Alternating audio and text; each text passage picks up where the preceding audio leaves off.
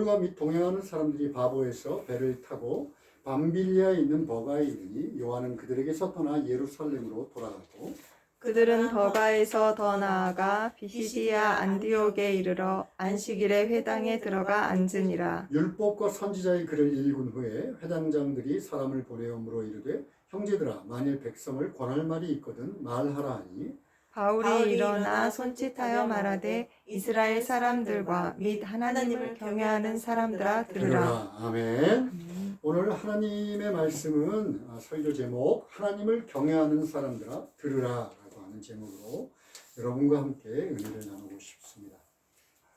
지난주에 이제 바울의 제1차 전도여행이라고 불리우는 세계 선교가 구브로라고 하는 섬에서 시작됐어요. 근데 오늘은 거기를 떠나서 이제 소아시아 남쪽에 있는 버가라는 곳에, 이게 이제 한 해안에서 13km 정도 떨어진 곳인데 버가라는 곳에 내려서 더 내륙으로 좀 더 이렇게 고지대에 있는 이제 비시디아 안디옥이라는 곳으로 바울 일행들이 갑니다.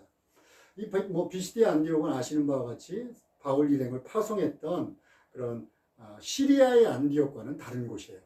근데 어쨌든 간에 비시디아 안디옥인 유대인들이 굉장히 많이 살고 있었어요. 그래서 유대인들이 살고 있는 회당에 들어가서 이제 함께 예배를 드립니다. 그 당시 유대인의 관습에는 이제 나그네가 왔다든가 아니면 멀리서 온 선생님들이 있으면 이제 사람에게 보내서 뭐 전하실 말씀 없습니까? 이렇게 청하는 그런 관습들이 있었어요.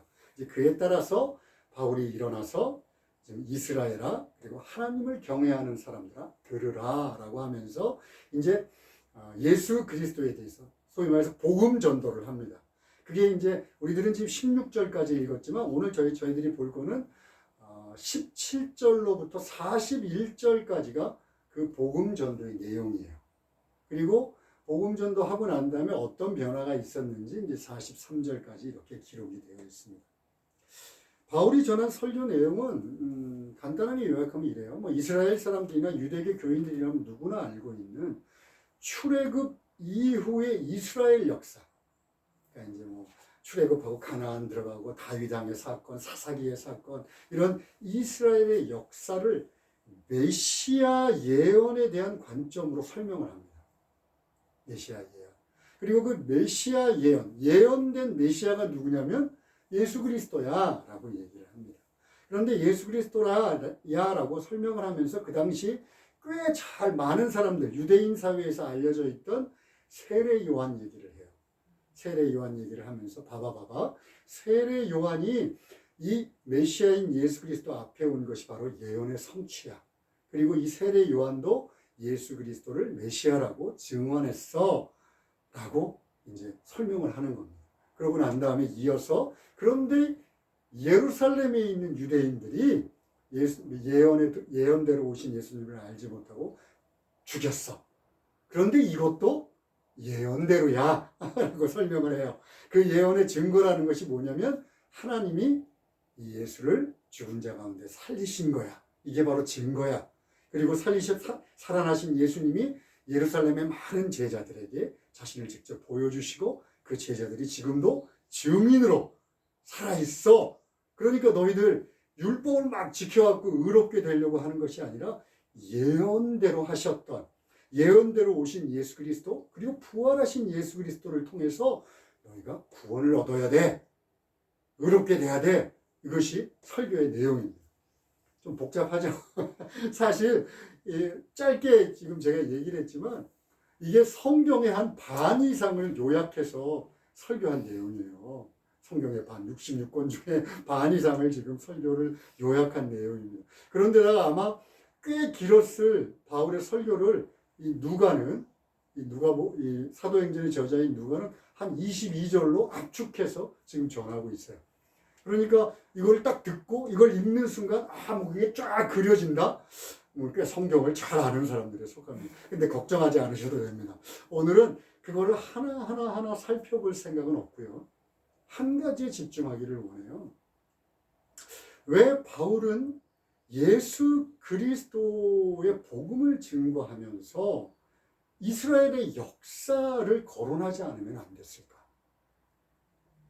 거기에 대해서 한번 주목해 봅시다.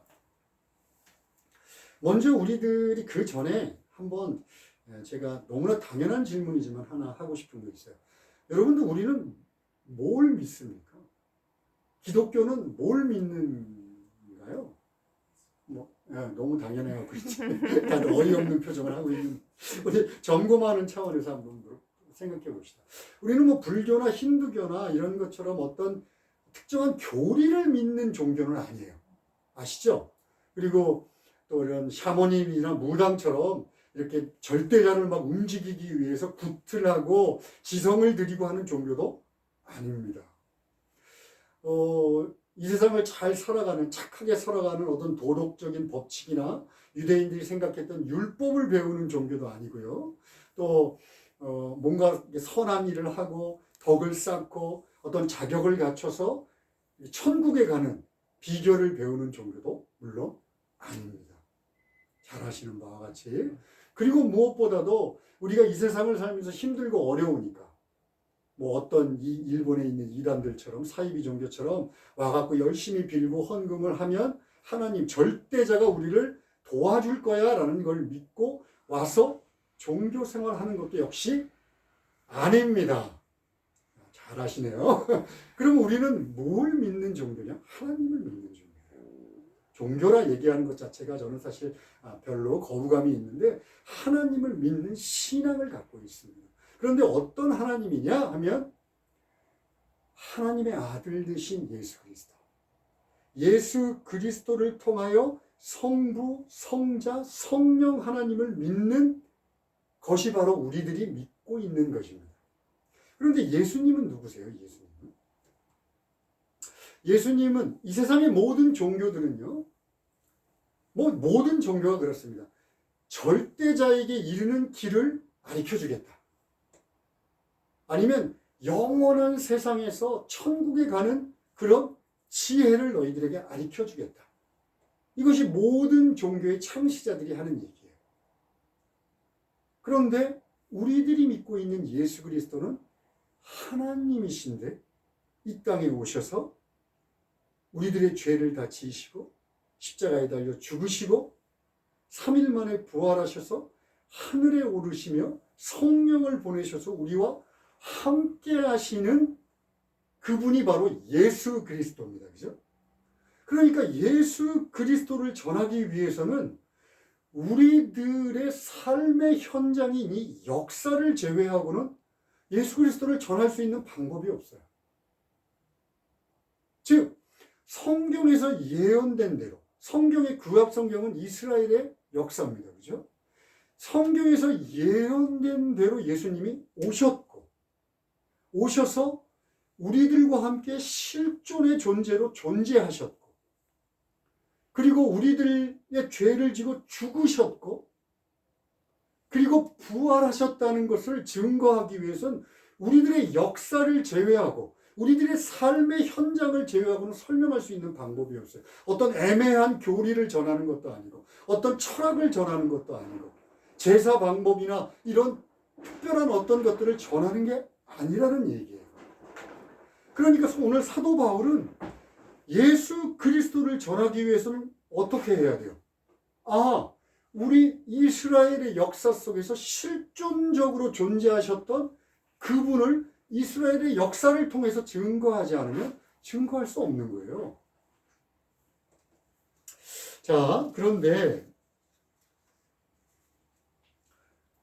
그러면 이제 사도 바울이 오늘 이스라엘의 역사 속에서 증거를 했다라는 것을 저는 한 번 더 좀 구체적으로 알아보고 싶어요. 복음서, 우리가 복음서라고 하는 건 뭐냐면 예수 그리스도의 생애를 그린 것, 이것이 복음서예요. 아시죠?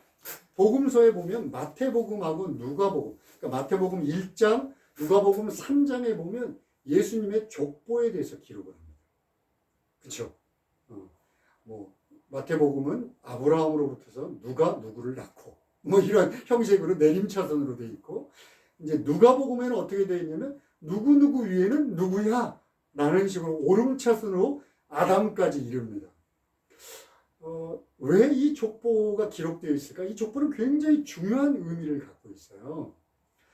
여러분 혹시 이 세상의 신화나 설화들이 참 어떤 건국 설화 이런 것들이 많은 거 아시나요? 엄청 많잖아요. 그죠? 신화도 많고. 이것들의 시작은 어떻게 하는지 아시나요? 옛날에. 아주 먼 오랜 옛날에. 무슨 의미예요? 실체가 없다는 거예요. 우리 할머니, 할아버지들이 제가 자녀들한테 옛날 얘기해 줄 때, 야, 옛날에 라고 항상 그렇게 얘기해요. 왜? 만든 얘기니까. 만든 얘기니까. 그런데 예수 그리스도는 그 조상들의 이름을 통하여 조상들이 존재했던 역사 속에서 예수 그리스도의 존재를 증거합니다.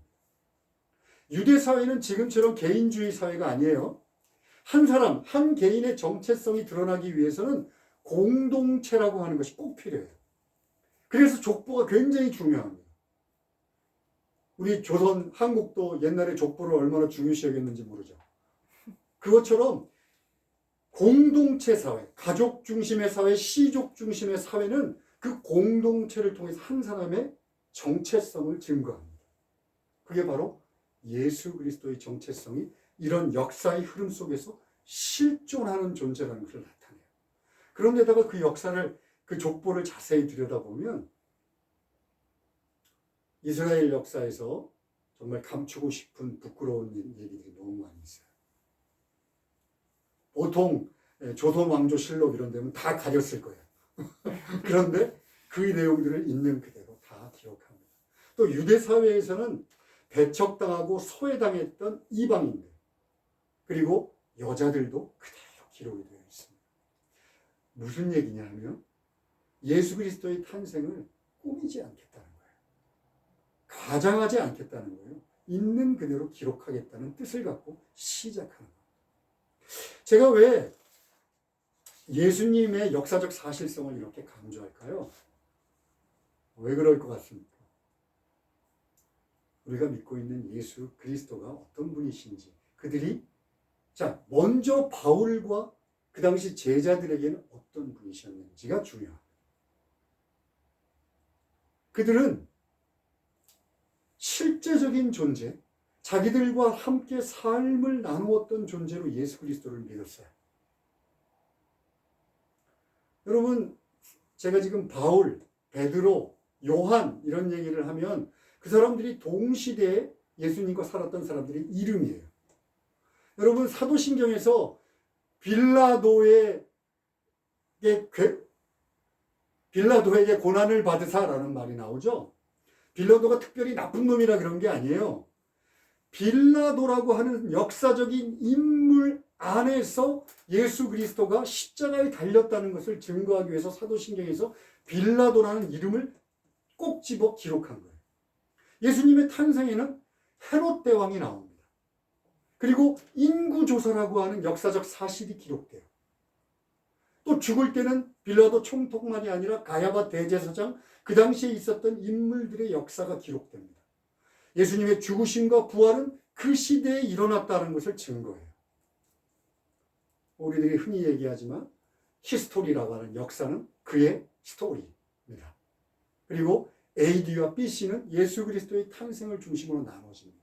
그것처럼 바울과 제자들에게 있어서는 예수 그리스도는 그냥 실존하는 인물이었어요. 그런데 이들에게 그냥 한 개인이었던 사람이 하나님으로 믿겨졌던 거예요. 하나님으로 믿겨졌던 거예요. 이 얘기를 요한일서 1장 1절에서는 이렇게 얘기합니다. 한번 우리 읽어보실까요? 시작. 태초부터 있는 생명의 말씀에 관하여는 우리가 들은 바요, 눈으로 본 바요, 자세히 보고 우리 손으로 만진 바라. 태초부터 있던 생명의 말씀, 즉 하나님, 요한복음 1장 1절에서 말씀한 것처럼 태초에 말씀이 계셨는데 이 말씀은 하나님이셨다라고 하는 고백, 똑같은 요한이 쓴 서신이니까 태초부터 있던 이 생명의 말씀, 즉 하나님에 관하여는 그 다음 보세요. 우리가 어떻게 됐다? 들었다, 눈으로 봤다. 그냥 그 다음에는 자세히 관찰했다는 거예요. 그의 행동, 앉은 거, 일어섬, 말하는 거, 모든 것을 자세히 봤어. 그리고 옆에서 이렇게 손으로 만지고 손도 잡고 같이 식사 교제도 하고 같이 부딪히며 살았다는 거예요. 여러분 지금 주위를 한번 돌아보세요. 형제자매를 한번 보세요. 유령입니까? 실체가 있어요. 그죠? 사도 바울을 비롯한 제자들에게는 예수님은 이런 실존적인 인물이었어요. 만지고 보고 들을 수 있는. 자, 그뿐만 아니라 그냥 그대로 끝나버리면 뭐 또 다른 얘기들이 돼요. 그뿐만 아니라 이 실존적인 예수, 우리가 예수를 믿는다, 예수님을 믿습니다, 기독교 신앙을 갖고 있는 사람이 저희는 예수 그리스도를 믿습니다라고 고백할 때 예수는 그냥 막연한 어떤 존재, 막연한 어떤 교리, 뜬구름 잡는 애매모호한 철학이나 교리가 아니라 이 사람들이 느꼈던 것처럼 동일하게 실존적인 인물로, 실존적인 존재로 예수 그리스도를 믿는다는 걸 의미해요.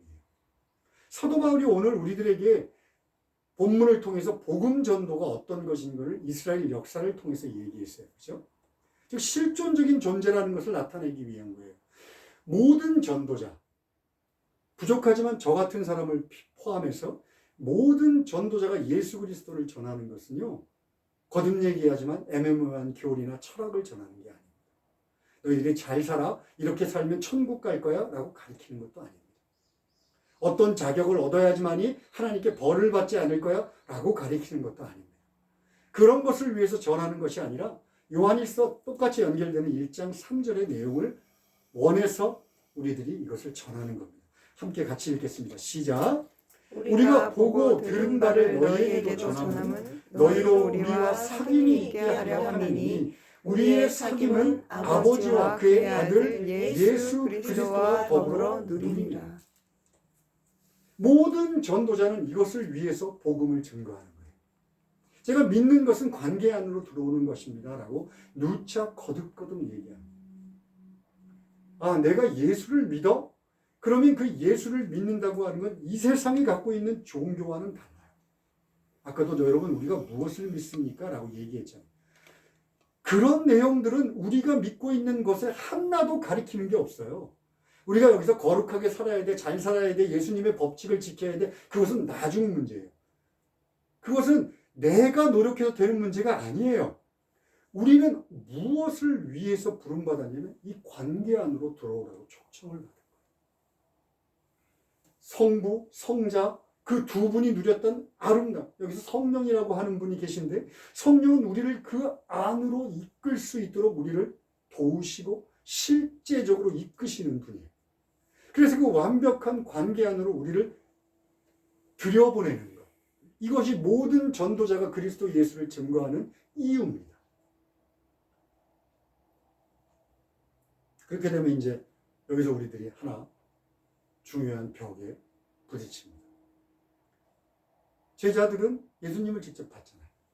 우리들은 뭐 예수님이 부활하셔서 죽으셔서 부활하셔서 하늘로 올라가 버리셨는데 우리가 뭐 보고 듣고 만지고 어떻게 해요? 그런데 성경은 분명하게 가능해. 너희들이 보지 않고도 믿을 수 있고 보지 않고도 사랑할 수 있고 보지 않고도 친밀한 교제를 나눌 수 있어라고 성경은 분명하게 이야기합니다. 제가 좀 전에도 얘기했지만 전제는 물론 성령의 일하심입니다. 성령의 일하심. 그것을 두 가지를 같이 오늘 설명할 수 있는 시간은 전혀 없으니까 성령의 일하심을 전제로 하고 그러면 우리들의 입장에서는 무엇을 해야 하나님의 그 친밀한 교제 안으로 우리가 들어갈 수 있을까요? 그것을 한번 알아봅시다. 세 가지로 요약해서 생각할 수 있어요. 가장 먼저 선행되어야 될 것은 제가 지겹게 반복하는 말씀입니다. 여러분 성경은 하나님의 감동으로 된 거예요. 어떻게 어떤 사람들이 주어졌냐면 오직 성령의 감동을 받은 자들, 모든 예언은 오직 성령의 감동을 받은 자들이 하나님께 받아 말한 것이에요. 즉 하나님을 목격했던 기록들입니다. 하나님을 경험했던 기록들입니다. 하나님이 하신 말씀을 들었던 기록들입니다. 이게 성경이에요. 특별히 신약 성경은 예수 그리스도를 목격하고 예수 그리스도와 동행하고 예수 그리스도의 가르침을 들었던 사람들이 예수 그리스도와 함께 실존적인 교제를 나눴던 사람들이 기록한 것이 성경 신약 성경입니다. 그렇다면 우리가 신약 성경, 구약 성경을 떠나서 하나님을 바로 보고 듣고 알 수 있는 방법이 있을까요? 제가 늘 강조합니다. 없어요. 만약에 사람들이 하나님은 우리들이 종교 생활을 하면서 이러이러한 분이 절대적인 존재인 것 같아. 하나님은 이래야 돼. 아니면 하나님은 이런 분일 거야 라고 추측한 상태로 하나님을 믿는다고 칩시다. 그러면 그 사람은 열심을 갖고 신앙생활을 할 수는 있어요. 그런데 제자들이 만났던 예수 그리스도, 성경에 기록되어 있는 하나님, 그 하나님과 만날 수 있는 방법은 없습니다. 자신들이 만든 우상을 그냥 하나님이다 착각하고 신앙생활 할 뿐이에요. 그러니 우리가 좀 마음 아픈 얘기를 한번 할게요. 일주일에 한 번 교회 나와서 1시간 정도도 아니고 한 30분 몇 분짜리 설교를 듣고 일주일 내내 텔레비 보고 유튜브 보고 사람들 만나서 잡담하고仕事 하느냐고 열심히 일하고 사람들하고 여러 가지 마음에 상한 일들을 하고 아무런 하나님과의 관계, 하나님을 알고자 하는 노력, 성경을 읽고자 하는 노력도 안 하고 성경을 묵상하고보다 배우고자 하는 노력도 하지 않는다. 그러면 어떻게 될까요? 나는 왜 그냥 예수님이 가깝게 느껴지지가 않지? 나는 예수님이 그 사람들처럼 이렇게 친밀한 교제를 나눈다는데 나는 그런 거 없어. 당연하지 않습니까?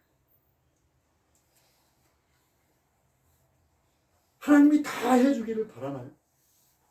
내가 아무것도 안 하는데 하나님이 내 입을 쫙 벌리고서 거기다 막 쏟아붓기를 원하십니까?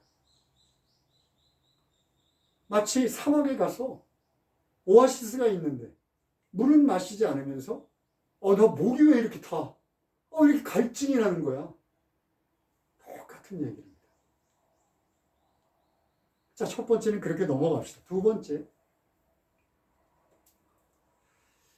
우리는 아주 빨리 뭔가를 잊어버리는 존재예요. 아주 정말 내 마음에 원수 같은 건 빼놓고 다른 것들, 그래서 인간을 망각의 동물이다 이렇게 얘기합니다. 동물이란 말이 비성경적이라서 그렇게 별로 제가 좋아하는 말은 아니지만, 근데 하여간 빨리 잊어버린다는 것은 전적으로 동의합니다. 그런데 문제는요, 하나님의 말씀도 빨리 잊어버릴 뿐만 아니라 우리가 하나님을 경험했던 경험들도 너무 빨리 잊어버려요. 정도의 차이는 있겠지만 누구나 예수를 만나면 첫사랑이라고 부르는 뜨거운 가슴의 열정이 있습니다. 가슴을 두근거리게 했던 그 예수님과의 만남. 설교 자리에 앉아있는데 저 목사가 하는 소리가 나한테 하는 소리 같아. 와, 저거는 저 사람이 어떻게 나를 알았지? 내가 이런 상황에 처해 있는 걸 어떻게 알았지? 알기는 내가 어떻게 알아요? 그런 내 마음을 두드리는 정말 내게만 하시는 것 같은 하나님의 말씀이 있습니다. 그리고 실제적으로 내 삶에서 간구함으로 정말 곤란하고 힘든 와중 속에 하나님이 기도를 했더니 그것을 실제적으로 도우는 경험들을 합니다. 그런데 거듭 얘기하지만 잊어버려요. 너무 빨리 잊어버려요. 그리고선 하나님 친밀한 교제, 사랑의 관계, 그런 것 없이 딱딱하고 몸이 건조한 신앙생활, 형식적인 신앙생활을 하면서 교회만 왔다 갔다 합니다. 자, 왜 이럴까? 아니, 이것을 극복하고 이길 수 있는 어떤 비결은 없을까요? 없으면 제가 이렇게 얘기 안 하겠죠. 있습니다. 바로 기도입니다. 여러분, 기도가 우리들의 간구, 우리들의 연약함, 우리들의 결핍을 하나님 앞에 나아가서 있는 그대로 아뢰고 하나님 도와주세요라고 하는 것은 전적으로 동의합니다. 저는 기도가 그렇게 중요한 역할을 한다고 믿습니다. 그런데 또 하나 중요한 것이 있어요. 기도는 기억하는 행위예요. 하나님이 내게 실제적으로 행하셨던 일들, 하나님이 내게 말씀하셨던 그 약속들, 내가 하나님을, 예수 그리스도를 처음 믿고 예수 그리스도가 마치 내 옆에 계신 것처럼 아침에 눈을 뜨면 예수 그리스도가 내게 말씀하시는 것처럼 예수만으로 가슴이 뜨거워졌던 기억들, 그 기억들을 기도의 자리에 나가서 애써서 기억하는 거예요. 치열하게 기록하는 거예요. 왜 제가 애쓴다, 치열하다 이렇게 얘기하는 줄 아세요? 그냥 놔두면 마치 모닥불이 아무런 것도 안 해놓으면 그냥 꺼져버리는 것처럼 우리가 기도의 자리에 나가서 주세요만 하고 있는 순간 우리들의 욕망은 더 커질지 모르지만 하나님이 우리에게 행하셨던 일, 하나님이 약속하신 이 말씀의 약속들, 나를 만나주신 놀라운 은혜들, 이것들은 모두 없어집니다. 내게 아무런 영향력도 끼치지 못합니다. 그러니 나는 빈 껍데기 신앙생활을 합니다. 그저 왔다 갔다 남들이 그냥 누구 눈치 보기 위해요. 뭐 아니면 어떤 걸 얻기 위하여, 아니면 내가 신앙이냐 자랑하기 위하여. 그러나 하나님과의 관계는 하나도 없습니다. 그런데 애써 하나님 앞에 나아가 기도하고 매달리고 하나님이 행하셨던 일들을 붙잡으려고 끈질기게 노력하는 순간 하나님이 내 곁에 계시다는 걸 알아요.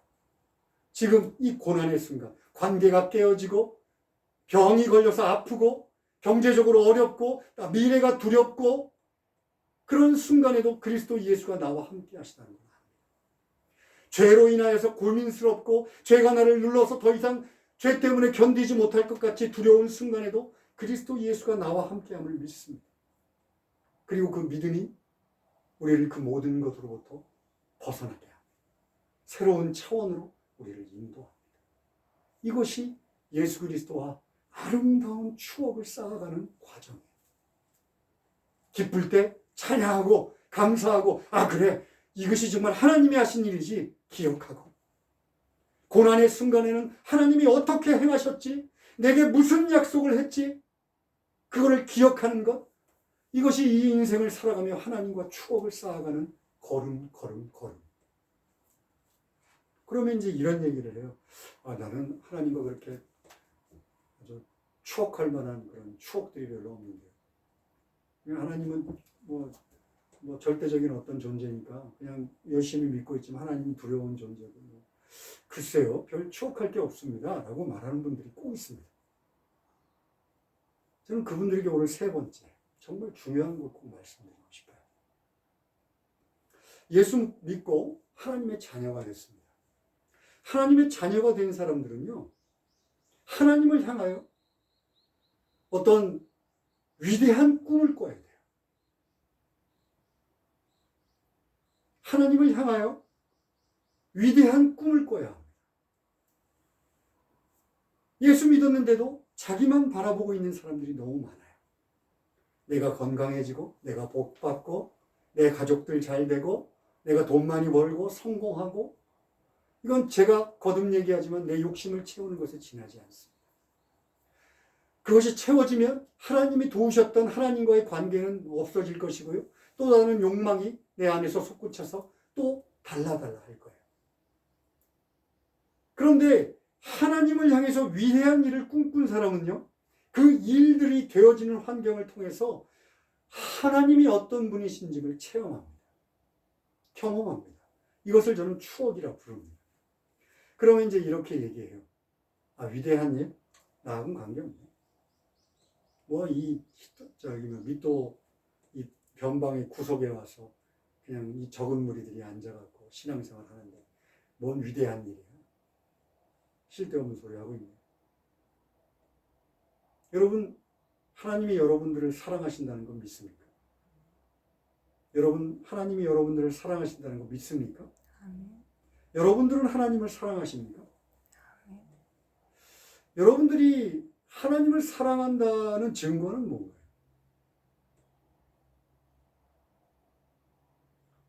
우리가 하나님을 사랑합니다 라고 하는 증거는요, 순종입니다. 순종.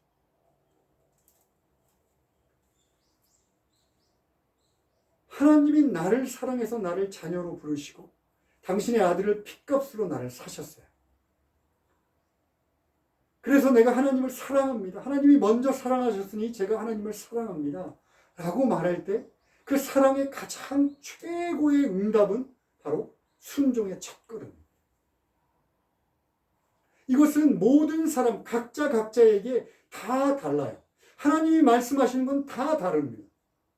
내가 게으르고 나태한 습관들을 끊어내리고 이 세상의 그런 쾌락이나 오락들을 끊어내고 하나님 시간을 구별해서 하나님 골방으로 나가 기도하고 말씀을 보겠다고 결정하는 것, 이것은 다른 사람들이 아니라 내게 주신 말씀일 때 나에게는 하나님의 은혜입니다. 내가 죄악된 습관을 끊어내는 것, 내가 이것이 반복되고 있는데 하나님이 계속 내게 말씀하셔요. 그러면 그 죄악된 인생을 끊겠습니다라고 한 걸음을 내딛니다. 내가 전도자로 서서 하나님의 말씀을 전하겠습니다라고 결심하고 전하는 것. 아니 그보다 더 위대한 오늘 바울처럼 세계 선교를 위해서 내 마음을 뜨겁게 태우겠습니다라고 마음먹는 것.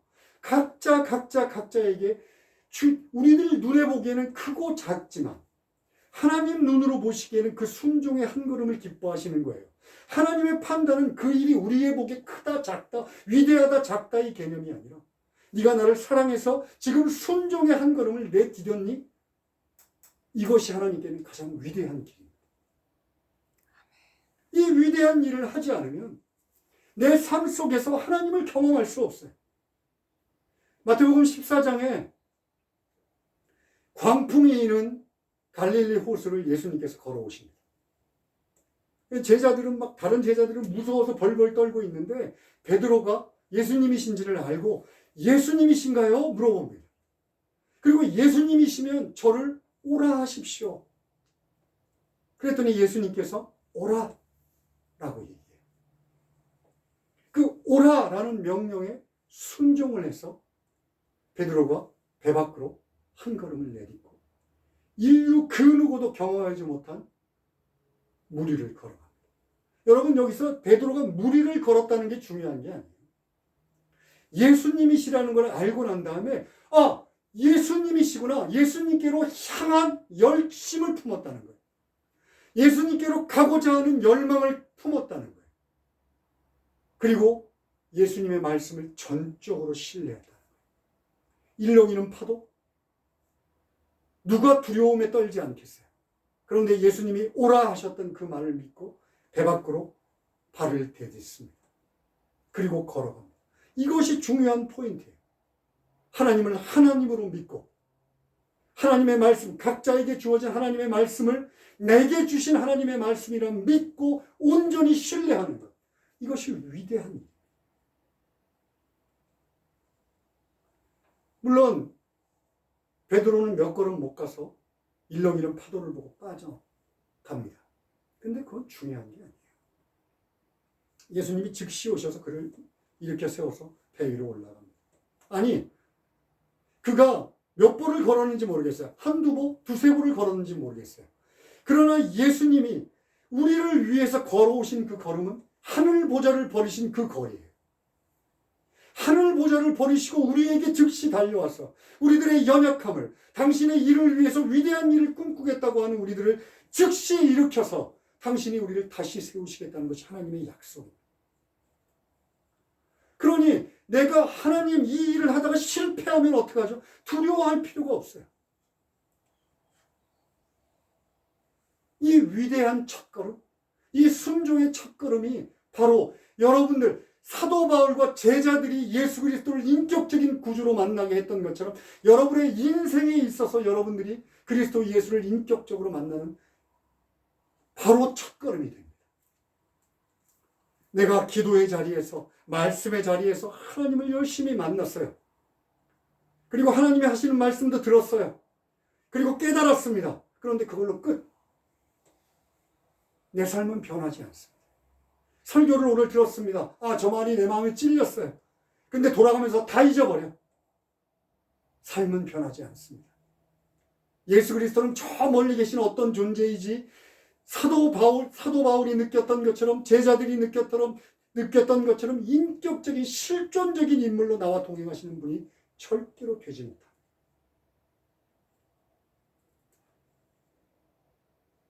오늘 설교의 제목처럼 하나님의 경건한 사람들아 들으라. 하나님의 경건한 사람들아 들으라. 너희들이 내딛는 그 순종의 한 발이 하나님을 기쁘시게 할 것이며 너희 인생을 변화시킬 것이며 너희가 이 세상에서 누리게 될 참으로 놀라운 행복의 길이 될 것이다 라고 오늘 사도 바울은 우리에게 얘기합니다. 너희 경건의 사람들아 들으라.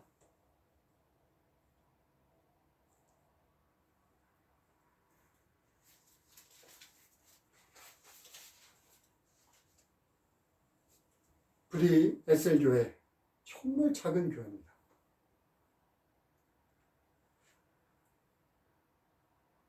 달라스 윌라드가 이런 얘기를 해요. 하나님이 요구하시는 교회는 교회가 큰 교회가 아니라 그곳에 있는 성도들이 큰 교회다. 저는 여러분 한 사람 한 사람들이 정말 영적인 거인으로 살아가기를 원합니다. 영적인 거인으로 당당하게 이 세상의 삶을 살아가기를 원합니다. 그러기 위해서는 예수 그리스도를 신뢰하고 순종의 한 발을 내딛으십시오. 기도하시겠습니다. 하나님 아버지,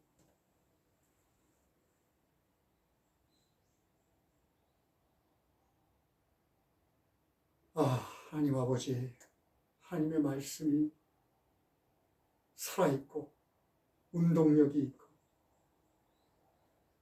날카로운 양날의 검처럼 저희들의 심령과 골수를 쪼갤 수 있기를 간절히 소망합니다. 교회 역사의 수많은 사람들이 하나님의 말씀을 통하여 성령의 역사함을 통하여 그리스도 예수를 인격적인 구주로 고백하고 자신의 삶을 바꾸어 나갔습니다. 그렇게 하나님 앞에 섰습니다. 아버지, 이 에셀교회가 정말 적은 무리와 이 놀라운 경험들을 할 수 있게 되기를 간절히 원합니다. 주여 축복하여 주시옵소서. 예수님의 이름으로 기도합니다. 아멘.